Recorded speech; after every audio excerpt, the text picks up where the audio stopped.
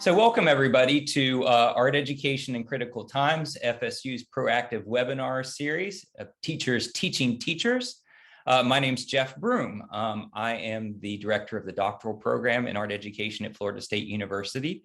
And my portion of our webinar series is called Designing Art Curriculum That Cares.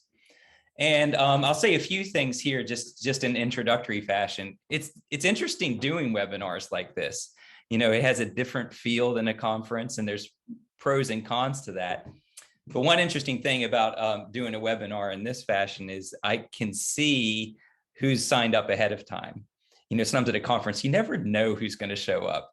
And it was neat watching and seeing those familiar faces populate as I opened up the waiting room. So that also means, though, I know that we've got folks from all different walks of the profession in terms of art education. I see some of my former and current students here. I see some of those students that are in their first and second year of teaching. So they're relatively new to the profession. I know we've got veterans out there. We've got arts administrators that signed up. We have higher educators in there. I mentioned Donna Lynn and Yi Chen and a number of other folks out there that teach in higher education like I do. So I'll be honest, that made it a little tricky to prepare this presentation because I sort of had to realize that everyone's going to approach this topic at different levels. And so I did some last second revisions based on that. And I kind of decided that I better approach this topic about designing art curriculum that cares rather broadly and sort of begin at a seminal level and then encourage folks to jump in as they're able. There will be some of you that are very experienced with this that will have their own experiences and perspectives to share, and some folks that might be in their first year of teaching that this is rather new. For me, I still have a lot to learn about taking a caring approach to art education, but it is certainly something that I've been thinking about for some time. And so in this slide, you see on the right-hand side of the screen, an article I wrote, I don't know, like 2014 is when I sort of had a seminal moment that I started to think about it. But then the ideas that were published in this article from the Journal of Art for Life on the right have evolved over time and become more and more about care. And I worked with a group of wonderful colleagues, and we authored an article for Art Education that came out in 2019 on the subject. So in that respect, I have to thank all my co-authors for contributing to some of what you'll hear today. So thanks to Dr. Brian Abobic of University of Memphis, who used to work with Donna Lynn, and Alicia Ruggiero from Watogo High School, Cindy Jessup, a former doctoral student of mine that now teaches in South Carolina, and Casey Stewart didn't write the article with us. She's a doctoral student at the University of Arizona, but we invited her to join us in giving a presentation on this topic in 2020, right before the pandemic went down, like February of 2020.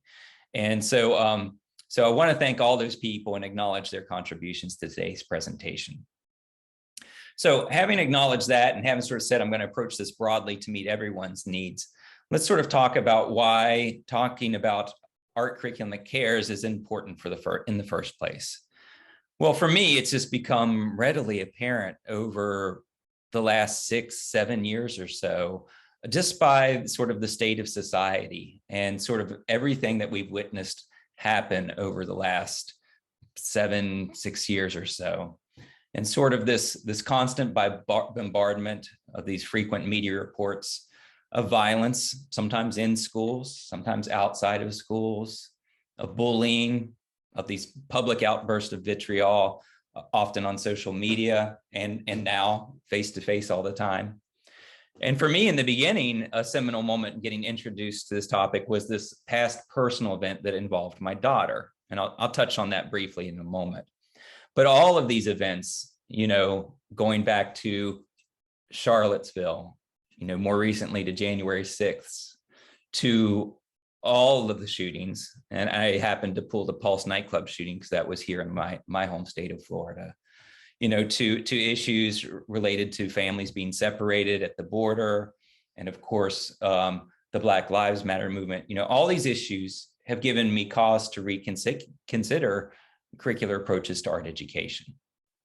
But I'll begin with the personal story, but I will keep it short. I've written about it before, and quite frankly, we're short on time, and it hits me emotionally. But I think about an incident that happened to my daughter a while back when she was younger, in third grade, and she's now a senior in high school. And I have to admit, that I grew up in a very privileged way. I'm a white, cisgender, middle class educator, and that grew up in a white Anglo-Saxon Protestant background. And so there were a lot of privileges that I wasn't even aware of as I grew up. But circumstances are a bit different for my family. My wife is a Mexican immigrant, and her religion is Judaism. She's Jewish. So as we marry and have children, I know it's coming. I know it's coming for my kids, that they're going to experience injustice and prejudice and discrimination in ways that I never have. And that was a very eye-opening experience when it finally happened. And, for me, probably the big moment was when my daughter, Mackenzie, was in third grade. And it finally happened. And she came home and told her mother and I about it. An instance just at the school lunch table. At lunchtime, they all sit together in groups. And it was around the holiday seasons. And a boy at her lunch table, in casual conversation said, raise your hand if you believe in Jesus. And of course, my daughter, being Jewish, was the only one at her table to not raise her hand. And so then the child said to her, well, I only want to sit with people who believe like I do. I only want to sit with people that believe in Jesus. And then he was rather more direct and he said, Mackenzie, I don't want to sit with you because you're Jewish. And so while people face discrimination like that on a regular basis, and I knew it was coming, it was still an eye-opening experience for me, to have it hit that close to home. And I know people experience far worse, and I know people deal with it in a more regular basis than my daughter, who she won't walk into a room and you won't say that she's, Jewish, or you won't necessarily recognize that she's of Mexican descent. But it did cause, conversations at home, between me and my wife of how to react. And altogether, we started to sort of think about and sort of made me speculate on the role that art education could and should play in fostering caring relationships and experiences for children, in some small way, hoping to contribute to the potential for a more peaceful society. I considered all of these disturbing occurrences that we mentioned earlier, and also the accentuation on individual competition rather than cooperation in K-12 schools. And I've just become concerned that schools aren't doing enough to balance traditional academic foci with the social and emotional needs of kids. So in this presentation, I'm thinking about that, and I'm admitting somebody into our waiting room. I'm thinking about that, and I'm trying to build on the efforts of plenty of other academics that share these same concerns by offering suggestions for developing a caring approach to art education curricula. And I know for some people, these are uneasy topics. And I know for some people that want to take an apolitical stance, and I don't know if that's even possible, but they want to take an apolitical stance in art education. They wonder, well, what does this have to do with art? I would remind them, of course, choosing not to address it is a political choice, right? By ignoring it, but I'm a little off track. So yeah, so it does make sense to me to approach this topic through art, right? And if you think about it, scholars have noted throughout time art's capacity to address these themes that are related to human concerns, and human issues, including issues related to care and compassion. And you'll see examples of that throughout this presentation. And of course, on the right, you see, at the beginning of the pandemic, before we got even more divided on the topic, there was that brief moment in time where it felt like everyone was in this together and that we would care for one another. And how there was this mural in Italy to show thanks and gratitude for our healthcare workers. Of course, that moment didn't seem to last long. So although artists appear uniquely situated to address these type of humanizing themes, if you think about it, the major curricular trends over, say, like the last 35 years, the major trends have focused more on academic issues in sort of the form of what we call systemic curriculum via the implementation of national and state standards. And then, of course, before that, there was a major trend, of course, focused on discipline-based art education. Really, if you look at it over the last 35 years, those were the two big moments that guided art education in the past. And you can sort of look at the work of folks that have studied curriculum theory, like John McNeil, and that mirrors what's gone on in education in general. And McNeil will talk about these four conceptual paradigms that have guided educational and curricular theory. And he talks about it as the systemic curriculum and the academic curriculum. So if those are the major paradigms, say, over the last 35 years or so, what are they? Well, the systemic curriculum is something that everyone here should understand pretty well because you're still living it, right? The systemic curriculum is this idea that the system will choose for you what's most important to teach. And it's provided to the teacher, usually in the form of pre-selected standards or pre-selected benchmarks. And then the idea is that it's the teacher's job to meet that pre-selected benchmark and sort of work backwards from that goal and figure out how they're going to meet it. And of course, what's important to the systemic curriculum is that then there's a way to measure how successful you were in meeting that. So we all know what that means and have all experienced it over the last few decades. This leads to sort of the standardization of curriculum and standardized testing. And we can trace the history of that from, No Child Left Behind, which came out in 2001, which was replaced with the Every Student Succeeds Act, but maybe really didn't change it that much in practice. For all my Florida art educators that are here in this webinar, for us, that became the Florida Standards Assessment, the FSA, which is now going to be replaced by the Florida Assessment of Student Thinking, which claims to be a version of progress monitoring. We'll see. I'm a little cynical, but I guess time will tell. But we all understand the systemic curriculum because we're still in that era.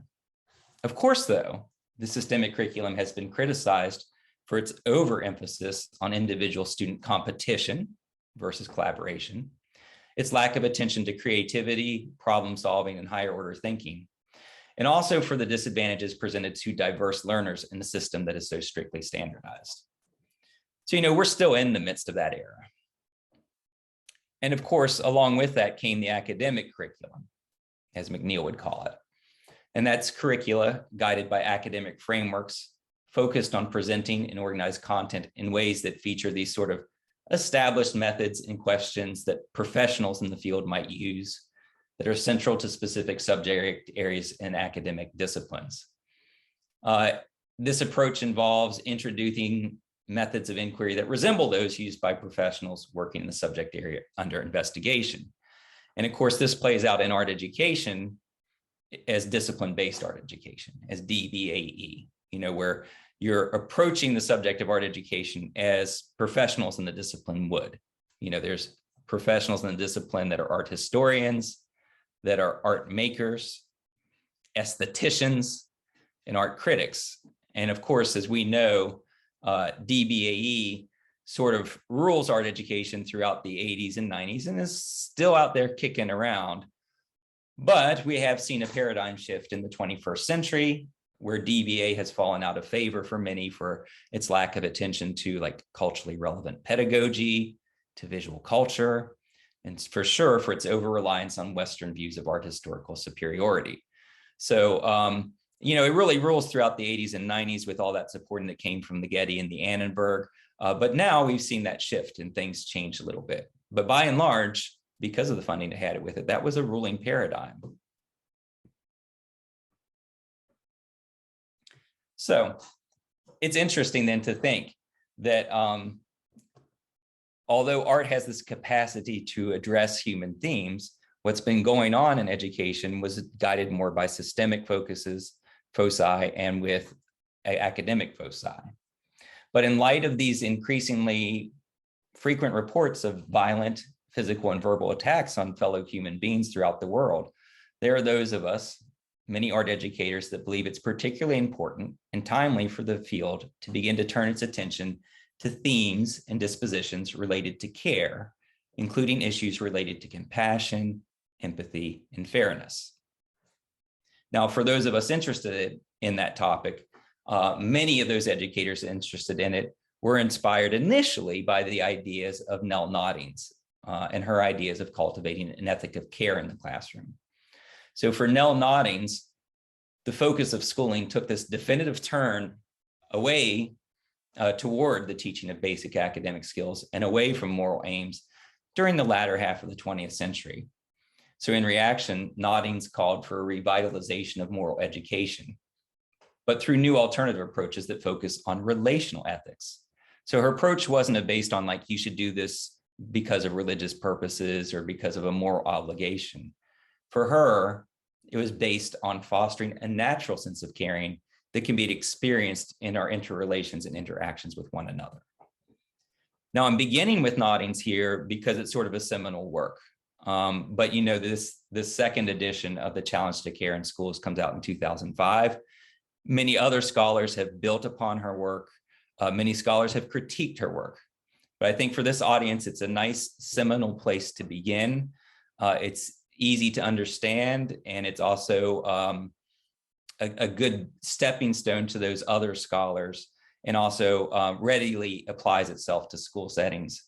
But if you're interested in the folks that have built on these ideas, and I really like the folks that are particularly talking about culturally relevant critical teacher care, you can look at like Mary Roberts or Wanda Watson or Yolanda Sealy-Ruiz or Jesus and Trop Gonzalez. There's a number of folks out there that have built upon those ideas and have critiqued and prodded and evolved the ideas of Nell Noddings. But we'll start with Noddings as a beginning step here.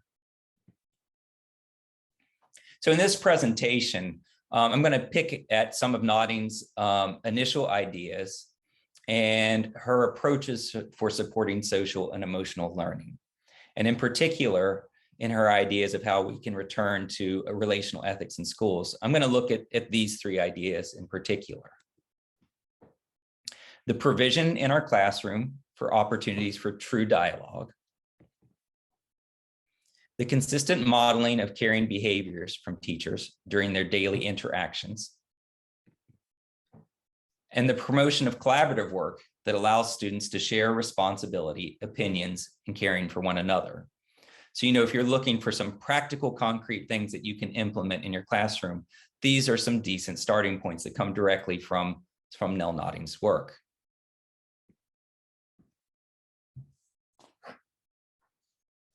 So for the rest of this presentation, I'm going to try and respond to Nell Noddings' challenge to care in schools, but through the lens of an art educator. You know, I share her concerns, but what would these strategies look like in an art classroom? So like I said earlier in that introductory slide, I'm going to offer broad teaching strategies here rather than dense curriculum theory that hopefully art teachers can build upon to establish a climate of care in their classrooms. And the strategies that I'm going to advocate for in an art classroom are largely congruent with those of Noddings. And so you'll see how my next bullet points mirror the ones in the previous slide, but for art educators to consider. You know, how in art education can we use dialogue, instructional units based on selected themes of care? How can we adopt those caring personas in our art classrooms? And how can we use cooperative art activities, which can be a challenge and is even more challenged in the midst of a pandemic? You know, not impossible, but you have to think about what you're up for and what climate you're teaching in, and the use of PPEs, personal protective equipment, because COVID-19 does present some limitations in doing some types of collaboration, although we are adjusting in schools and it will vary from district to district. And I'll close with a few words about self-care, but out of all of these topics, this is the thing that I'm notoriously bad at, my own self-care. So I may call on Donna Lynn or somebody like that to jump in at that point to offer some suggestions as well, but I'll touch on it, but with the acknowledgement that it's something that I'm not strong at and something that I need to get better at. And I'm still learning about all these ideas as we go. I'm just sharing some beginning steps that we can consider. So let's start with that idea of authentic dialogue leading to thematic instruction in our classrooms. So what do we mean by authentic dialogue? Well, to have authentic dialogue for Noddings, it's essential to establish classroom environments that provoke true conversation, where we're really listening to one another, to cultivate an ethic of care. So when we talk about dialogue, we're not talking about debate in the sense of like a heated argument where one side's steadfast on this side and they're not going to budge, and another side's steadfast on this side and they're not going to budge, and they just keep clashing back and forth. And unfortunately, that's what you see all the time these days, right? We've become very, very divided, and on social media and every sorts of platform, people won't budge. So this is easier said than done, and I admit that.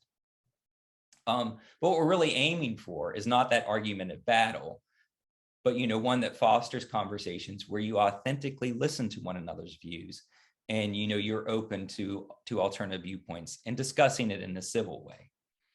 Now, as I said, that's easier said than done. And it's easy for me to sit here over a slide and say, well, authentic dialogue. It takes time and it requires modeled examples. And if you're looking to do a deeper dive on how to cultivate that authentic dialogue, even though the article is from 2004, I still like the suggestions from Mary Jane Zander that I've got up here on the screen. She sort of breaks it down by step. Like I said, it'll take you time. You're going to have to model some examples. Sometimes you have to establish agreed upon guidelines. When it comes to conversation, you're going to have to encourage some students to share their opinions because they might be the type to sit back.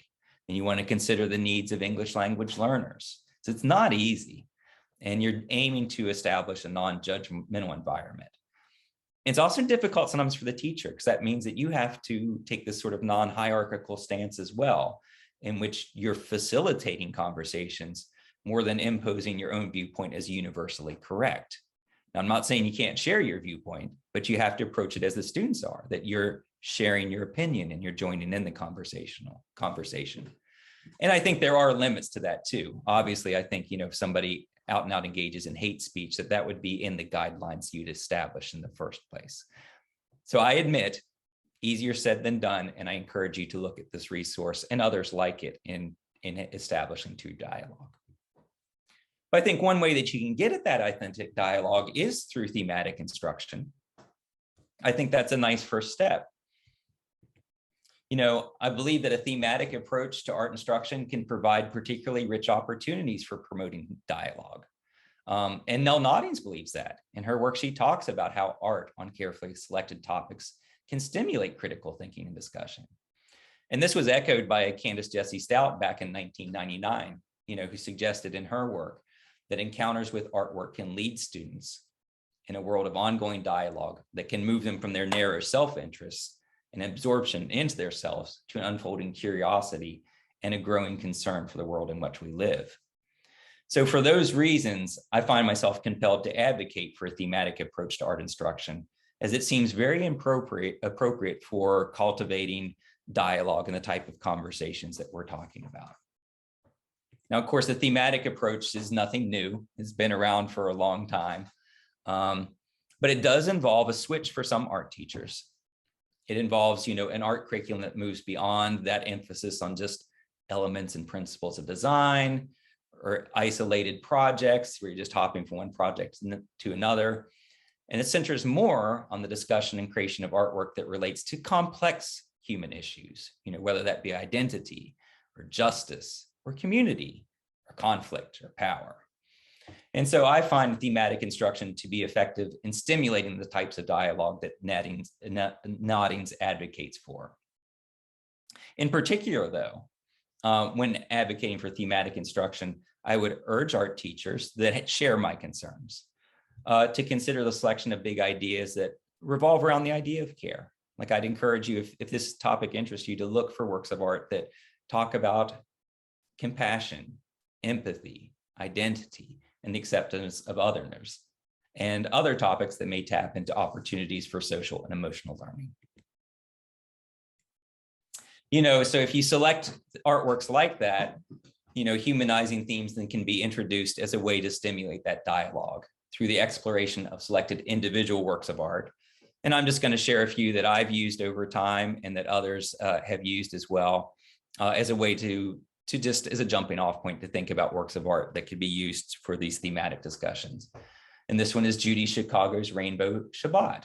That could possibly be used as a work of art to talk about respect for diversity. You could pick artworks that center around personal and historical events, such as Henry Sugimoto's depictions of his experiences in a Japanese American internment camp, which is on the right. There's a whole series of his works, or Mini Okubu's work related to the same topic, and others. That's a way perhaps for students to understand what it's like to be isolated in this way and to experiencing what he experienced. And it's fascinating to look at those works of art from there and to hopefully provide students with an opportunity to empathize with such situations. And then we also could use children's artwork led by Friedel Dicker Brandeis at the Terezin concentration camp during World War II, which again is a fascinating story. And, there are children's books about it and plenty of works about it, but it was a concentration camp during World War II, which interestingly enough was the one camp that the Nazis would let people tour as a fake facade that, oh, things are okay there. Obviously they weren't. But as a result, there was art classes offered there. And Friedel Dicker Brandeis led those art classes. And while Friedel Dicker Brandeis did not survive, some of the artworks of the children did, and some of the children that made the artwork did. And of course, we're losing that generation, but it's fascinating to look at that and see the conversations that can come out of those discussions. Now, I know that for some people, addressing these topics is uncomfortable. And I know we've got legislation in some states that are saying you can't talk about critical race theory. And my stance on that is, of course, that if you tell someone that they can't talk about systemic racism, that's a form of systemic racism. But that's beside the point. I know that sometimes folks are uncomfortable with this, or they may be in a climate where they're discouraged from doing so. Noddings agrees with what I'm saying here, that teaching controversial issues can lead to critical thinking and moral commitment. I also understand some of you may be worried about the age appropriateness of some of these topics. I would think that you could approach most of these topics in an age appropriate level, but you'd want to consider that. But there are ways to talk about it in some of these themes in ways that maybe you feel a little safer, or maybe it's a beginning step as you work your way up. And some of those examples are offered in Global Consciousness Through the Arts, written by Alan Richards and Steve Willis. And I made a contribution to that, as did several other scholars, many other scholars in art education. And so if you're working with younger children and you're just not ready to tackle these controversial issues yet, you can still talk about compassion and empathy with a broader topic. One that I used to use, and I can look back on it and critique it a little bit, was to talk about families. If we talk about families as a beginning theme, and you could look at works of art that show families, and I would try and pick out examples of all different kinds of families and all different sizes and shapes. And you could look at each one and talk about the families with the students and say, how many family members in this one? Well, we've got 3 family members here. Maybe we've got 2 family members here, and they'll debate whether or not they're family, or it's a dad, or it's a granddad, and you let them talk about it. You talk about things that they recognize that might happen in a healthy family, like a pivotal moment, like a child learning to walk, or a family member teaching you something. And the conversations will go in all sorts of different directions. And you can talk about special events that families share, whether it's birthdays. Here we have cumpleaños, so a birthday party on the left by Carmen Lomas Garza, and another backyard party here that shows maybe cultural traditions in a Latinx family. And you can talk about the number of people in these families. And you say, wow, is this a big family, or is this an extended family? Do you have to be related to feel like a family? It's interesting to see where the conversations will go, or a marriage, right? We've got one of Faith Ringgold's story quilts on the left. And we've got a Jewish wedding on the right, a wedding where 2 families are coming together. And again, the talk about extended family, because we started off with images of 2 and 3, how large can a family be? And you can talk about those traditions and what makes it special. And you can use all sorts of resources as you're ready. The Family Diversity Project is an interesting resource.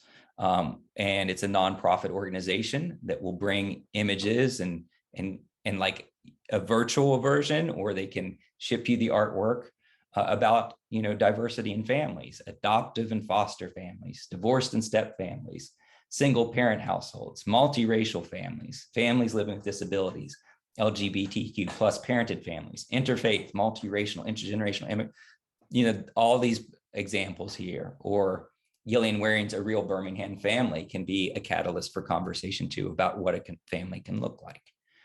And of course, that can lead you to art making. And I always liked it when those conversations sort of wrapped up with that, a family can be large, it can be small, and it can be a feeling, right? It doesn't necessarily have to be somebody that you're related to by blood. And I liked using this unit at the beginning of the year because it's often my attempt to try and build a family atmosphere within my classroom. And we would end with questions like, and could we be like a family here? Could we be like a healthy family?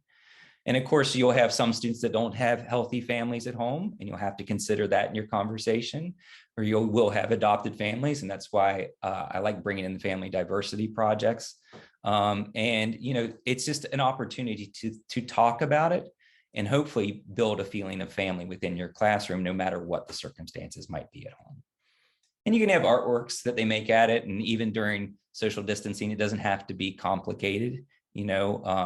That year when we were doing lockdown, you could just experiment with drawing things. And here are some of the results with my mom and stepdad getting married. And my mom takes my brother and me to the theme park for vacation. You're talking about special moments that they remember with loved ones, whether they're blood related or not. Or Mi Familia in La Playa here, with the family making a special trip to the beach. So, you don't always have to start with something controversial if you're not ready for that. And you can start just with a simple topic like families. One I've used in the past is compassionate responses to natural disasters. I've given whole presentations on that. I won't dwell on that for the sake of time, but I do think that often these big global natural catastrophes happen. And sometimes they're the focus of news for a few days, for a week or whatever.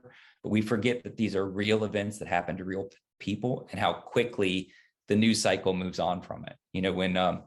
When Hurricane Michael hit where I live a handful of years ago, it was like the focus of the news for a couple of weeks, and then quickly we forgot that people were still struggling with that. So when Ida comes or all these events that happened this year, volcanoes and earthquakes, how quickly we forget these are real things that happen to real people, and we should care and act upon them, even if they're not local to our community. Lots of other tried and true examples that you've probably come across and some of you've used over time would be like the Empty Bowls Project. And we can critique each of these as well too, what they do well and what they don't. But the Empty Bowls Project that addresses hunger and sometimes the associated issue of homelessness. The Memory Project, I don't know if Chris Bain's here. I know she signed up for it. I know Donna Lynn, you work with Chris. Chris introduced me to the Memory Project, is another one that a lot of art educators have used over the years. And like I said, all these you can critique and look at critically, and you should. But in the case of the Memory Project, it started off as a way of not just offering a simple portraiture assignment, but making portraits for students, for children in other countries that were orphans and didn't grow up with a record of their class pictures like a lot of us did. And since then, the organizer of the Memory Project has branched out into other concerns. Ben Schumacher has, but I've worked with my students on this project before, and we've participated, and we can talk about the pros and cons of it. But the idea is that it adds another layer of hopefully some empathy to a traditional art activity of making a portrait. I haven't participated in the Heidelberg Project, but some of the folks that I've written with have, and many of them have really seen the Heidelberg Project as a fruitful opportunity to introduce themes of care. And they'll talk about Tyree Guyton, who was a veteran and an artist and returned back home to Detroit, Michigan. And his art project focused on his collaborative efforts to visually transform his childhood neighborhood by creating outdoor works of art in old abandoned buildings and vehicles and rubble. And he faced a lot of perseverance over the time in the face of demolition and the city not always approving of it, and arson. And even as the Heidelberg Project has evolved into something different, he continues to bring national attention to a community that had long suffered from neglect. And now you can go to the Heidelberg Project and you can look at their resources. Now they're focusing, there's like an educator kit and there's children's books if you want to introduce this artwork as a way to talk about care at the earlier levels. There's children's books. And my colleagues that have used the Heidelberg Project have talked about it as that the resulting conversations were attentive to the emotional elements and guidance work and served as springboards for students to discuss all sorts of issues on social inequities related to poverty, racism, and social class.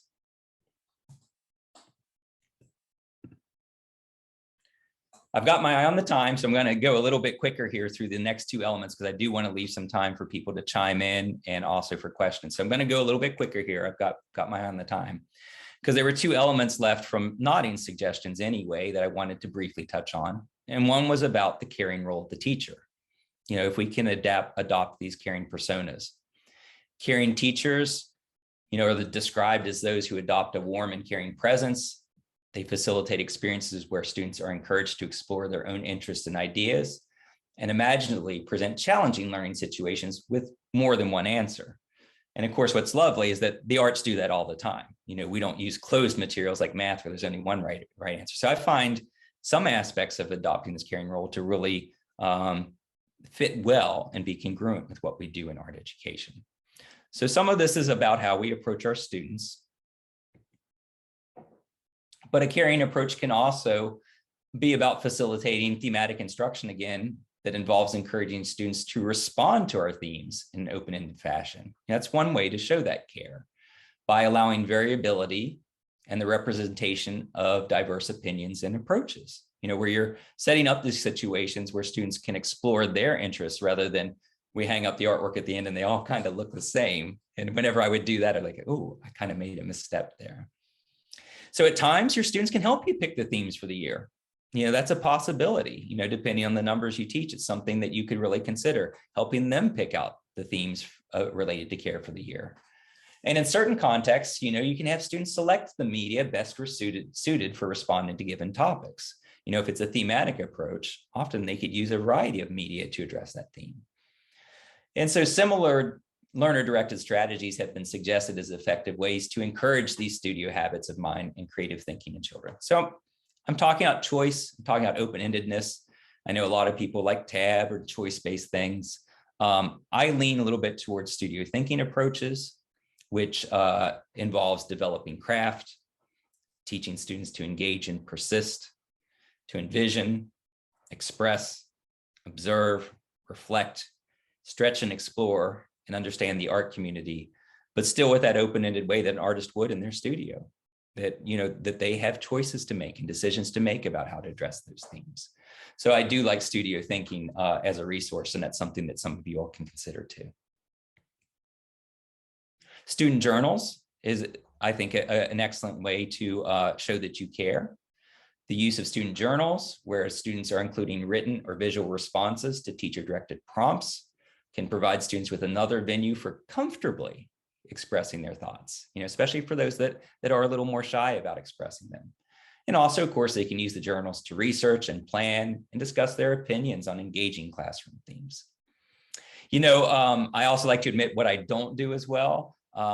Just like I hadn't used the Heidelberg Project, I haven't used art journals as well as I could have. I have a colleague that does it tremendously, and I'll point to her resources here in a minute. But I do think in the times where I have used journals or online reflections that, you should openly review these journals as long as the students understand that that's part of it. It helps you to get to know your students better. It helps you to stay attuned with their interests and concerns. And it gives you a way to encourage students to develop their ideas further in their artwork. Now, should something come up in the journals that, it looks like it's a bit triggering or something, I just remind my pre-service students, if you suspect there's something else going on here that's of concern, remember that most of us, unless you happen to have gone out and get a license in art therapy, that most of us aren't trained art therapists. And so if you come across something like that, to remember you're not the therapist, and you would be better, it's your responsibility to consult somebody that is trained in that. Like I said, I wish I was doing better with art journals, but my colleague, Sarah Scott Shields, the chair of the Department of Art Education, is amazing with it. She uses visual journals in all of her classes with pre-service students and with the art workshops that she teaches to K-12 students, mainly middle and high school students here in the community. She is amazing with it. And another good resource where she talks about how journals were used to work through difficult situations related to care she was teaching one of those art classes when the Pulse nightclub shooting happened. And so in this article that I have here on the left, you can read more about how she uses those journals so effectively. And again, I do have my eye on the time, so I'm going to speed it up here on the last bit so that we can get to some questions and comments. I also, like Nell Noddings, agree that cooperative and collaborative works can be useful in building a sense of care and a sense of community with students. Of course, in the COVID era, you have to be comfortable with that, whether that involves PPEs, personally protective equipment, or maybe you're taking a break from it. I certainly know in my art education classes at Florida State, I'm very aware of that. I'm always wearing my mask, and I'm aware that students are sometimes going home to folks that are immunocompromised and going home to folks that are older and interact with your grandparents. So I share this aspect of a caring approach with the understanding that we live in a specific era, and each of you has to handle this in a way that you are comfortable with it and that your community is comfortable with it. But when it's possible and carefully facilitated by adept teachers, students working on collaborative assignments can be really useful in caring for one another because they learn to share responsibilities, hear alternative solutions within their groups to problems, and learn the benefits of compromise and teamwork.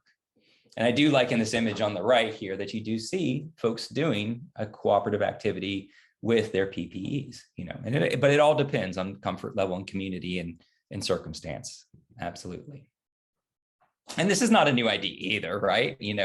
Al Hurwitz writes about collaboration in art education in '93, and there were folks writing about it way before then. But again, kind of like the idea of dialogue, it's easier said than done, right? Collaborative artworks can be really difficult in a lot of ways, budget and just folks getting along. It does help if you've laid the foundation first. So if you're looking for practical recommendations on how to do this, because time won't allow me, look at some of Bryna Bobik's recommendations that Donna Lynn used to work with Bryna. She's made good practical recommendations for implementing cooperative learning activities. And even though it's from '93, Al Hurwitz's book on collaboration in art education talks about murals and earthworks and mosaics and installations and all sorts of wonderful ideas that have been tried with children. Now, like I said, it's easier said than done. So, lack of time is a concern, and budget can be a concern. Certainly COVID can be a concern. But I encourage art teachers to consider, collaborative assignments, I would say annually, sometimes they take a lot of time. So maybe you can't do them all year long, but, under normal circumstances where you're comfortable with it, maybe once a year, just make a commitment to trying some collaborative issues. And, they don't have to be big projects. It could be discussions that are collaborative. Discussions of aesthetic and critical issues can be collaborative. But just with so many art educators noting the positive social, emotional, and moral results for students participating in collaborative art making, I believe that those occasional efforts are worthwhile, when conditions make you feel safe with it. And as one more example, the Kids Guernica project, the Peace Mural project, has been around a long time. That's another one you can engage in, just like some of the other resources I've shown. My former mentor, he's still my mentor. He's always my mentor. Tom Anderson was really involved in the Kids Guernica Peace Mural. So if you're looking for literature on that, you can look that up. Here's some examples from Tom that we still have here at Florida State University. And we had some We had some folks from Japan come tour just before the pandemic, and so we laid him out on the lawn, and Tom came out and we showed them around, talked about. So that's another resource you can look up online that that the steps are there for you to follow along. Examples are there for you. So lots of things for you to jump off from. All right, and as I head into the last 11 minutes, now we'll get to the part that if I wasn't so great at journals, this part I'm not a great example of either, but it's important to note that self-care is important too. And, you know, I'm not the best example of this, but it's really important to think about, because critics of Nell Noddings pointed out that that's something that's not as strong in her work. Now, she does counter that a true caring relationship is reciprocal, that the person you're caring for acknowledges that and cares for you back. But even so, it is a frequent criticism along with the culturally relevant instruction of her work. So I'm not the best example of it, but I think it's interesting that one of the things that's come out of COVID is we're seeming to talk more and more about self-care, and we're talking about within the profession. So look around at your professional organizations. You know, here at FAEA, we were doing self-care Sundays. And I know Donna Lynn was in attendance. Hopefully she's still here, but you know, Donna Lynn and Lisa Kay have done some good work through NAEA. And Donna Lynn, as I get to the question and answer, I'm going to encourage you to jump in and speak to it, because you're more of an expert on this if you're still with us. But a lot of these presentations and webinars they've given are still available to members for you to access along the way.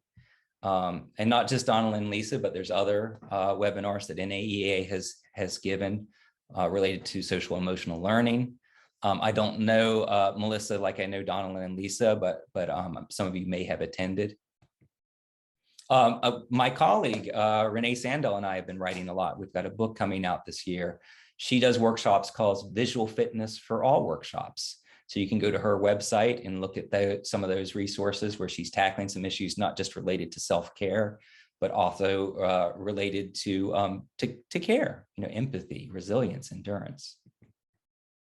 And she's been doing that for a while. So you can go to her website and look around. There's some nice testimonials over here. I would say this, you know, because I'm not great at this, I'm not good at self-care. I'm not good at taking care of myself as the way I should. You know, I was just looking around and I just pulled some clip art about self-care and ideas for educators. Like, oh, what can I really share? You know, I have Donna Lynn jump in, and because I'm not great at it at all. But when I read over a list, it's not, sometimes when you see stuff like this, it's not about the specific thing.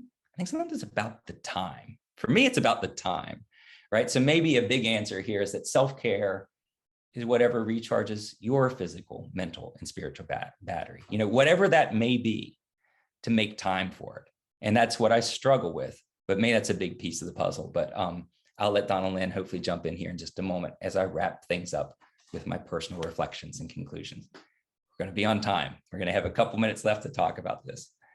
So one thing I wanted to clarify is that, you know, I'm not calling for the abandonment of all other curricular approaches. I think other curricular approaches, you know, have their place. I'm very critical of DBAE and have been for a long time, but the truth is, to include art history, you know, I'm including art historical examples here. I'm just being selective and trying to show diverse examples. You know, the discussion of works of art like that involves art criticism. So there's good elements to that. And, you know, there's good things about standards. Standards, I think, are a nice jumping off point when they're open-ended and you're allowed to address standards in a variety of ways that meet local concerns. But when it leads to standardization and we're all teaching the same thing and it's about testing, you know, so there are good elements in the things that have come before. So I'm not saying to just completely abandon them. And in fact, when it comes to like social justice education down there at the bottom, which I am a fan of, you could argue that a lot of what I'm talking about is socially reconstructive in nature. It talks as much about social reconstruction as it does themes of care. But I would say that my intention in this presentations are kind of aligned with Noddings' beginning ideas. And I believe that in a sense, we first have to heal ourselves and our relationships with others, and then we move on to healing the world. That's like a step towards that. And I often think if we just learn to be kind to one another, that will help us to tackle these bigger social justice issues. And I do advocate for that. So in consideration of, the competitive framework established by high stakes accountability measures in public schools and the increasingly frequent reports of bullying, outbursts of public vitriol, and school violence, I find it reasonable and necessary to emphasize a caring approach to creating and implementing art education and curriculum. And I hope those of you who share my concerns will consider adopting some of these approaches outlined in this presentation. And I'm not naive about this. I'm not expecting that these strategies are suddenly going to cure all of the world's, problems. No, I'm not that overly idealistic. But I do believe that making an effort is really important, and the potential for art to address such concerns is considerable. And I'm hopeful that these suggestions offer adequate starting points for other teachers and students to build on in their future practices, decision-making, and interaction with others. But whatever you decide to do, for sure, remaining completely passive will certainly do nothing to improve current situations, or else we accept the possibility experiences like my daughter's and those far more troubling, may become increasingly commonplace. So thank you so much for your time. We do have at least 5 minutes, and I'm going to do my best here to see if we can ask a couple questions. And I don't know, Donalyn, if you wanted to say something about self-care. Like I said, it's something I'm not good with. Donalyn, did you want to jump in? I am happy to jump in, but I want to say, first of all, thank you so much. This was a wonderful session. I appreciate you taking the time, and teachers teaching teachers, allowing us to learn from you. And I think that I might be biased because I'm into self-care, resilience, and social emotional learning, but I feel like the topic tonight is so important and so relevant. And I think we're all really, because we're in the helping profession, we're teachers, we tend to give to others first. So self-care, I think, is hard for us. So one of the things that I've found in my work that is helpful for us is to make a list of things that, first of all the things that bring you joy and really sort of help to rejuvenate your spirit. But then I break it down into make a list of things that only take 1 minute. And then make a list of things that might only take 5 minutes. And then something that might take an hour. And then something that might take a few days. Because I mean, escaping on a road trip for 2 days might be wonderful, but we can't do that every day, any day. Because when we're really stressed and we need self-care the most, we forget those simple, quick moments. So having that list by my desk on the wall when I feel like I need to breathe, and what can I do for a minute or 3 minutes that can really engage me and kind of help reset my brain and those neural pathways. Or sometimes it's a get up and move my body for 3 minutes to get the blood flowing again. So I think making the list of a spectrum of things before you need it so that it reminds you of the self-care.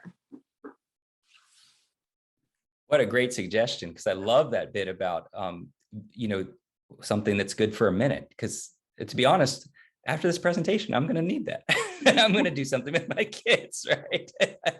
Because, it's late. So it's true. So many times I get so wrapped up and so busy. I'm like, well, I'll have to skip the exercise today, but it doesn't have to be the long exercise, huh? It could be something shorter.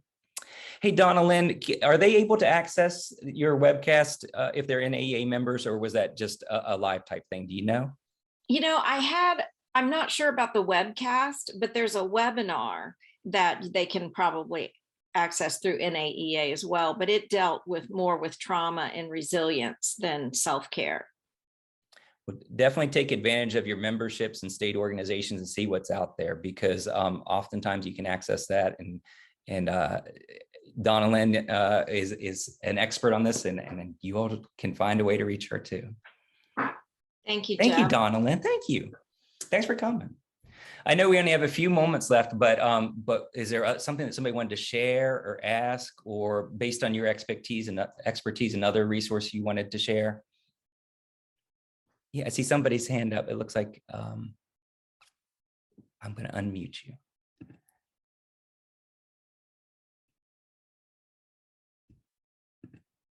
You can unmute yourself, Rhonda. Go ahead.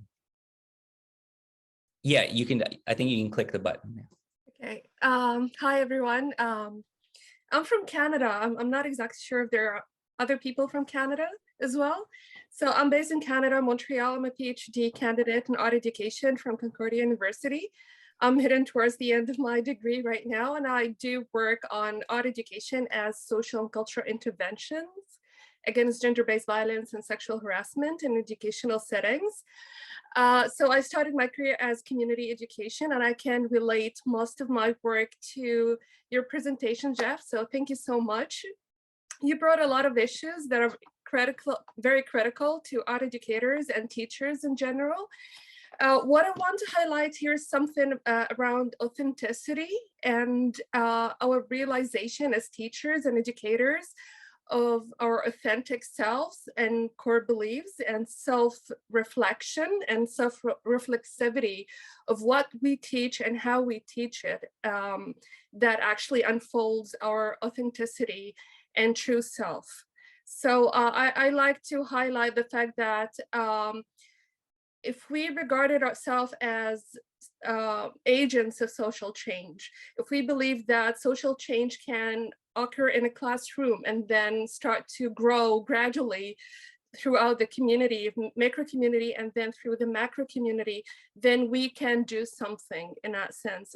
But organically, it has to begin from within teachers themselves and understand the fact that once we are in a classroom, we become almost political figures because we have the authority, we have the power, we can facilitate the knowledge creation and not only the knowledge circulation here. So I'd like also to highlight the fact that if we started working with students collectively and create our activity with students as co-curators of our curriculum, then we will be on the right track towards social change.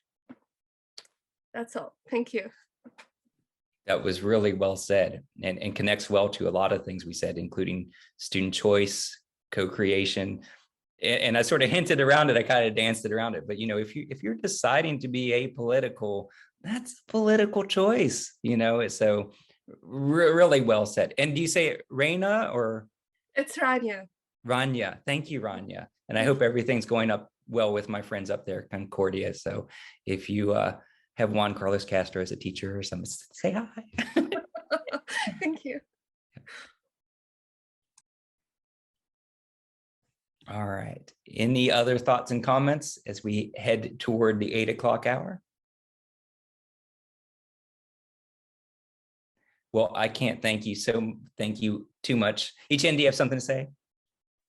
No, I just want to thank you for this wonderful reminder how care is built upon the authentic dialogue and conversation. Without transparency, without inviting voice to be heard, I think we all too easy to fall into some sort of a routine or comfort zone that we think that that's the only way to teach art or talk about important issues. And I hope that you know, more and more people are aware of empathy and compassion is really embedded in the art education. And I thank you for giving this kind reminder for all to continue what we are supposed to be doing. Thank you. Thank you, Ichen. It's lovely to see you. Lovely to see so many of my friends, whether they're colleagues or former students. Really nice of you all to come out, whether it's late or early where you are. Thank you all so much. And if you do have further questions, since we've run out of time, you know where to reach me. I'm at Florida State University. I'll put it in the chat one last time, but you all have a wonderful night. Thank you so much for joining us and look forward for the next one coming up next month.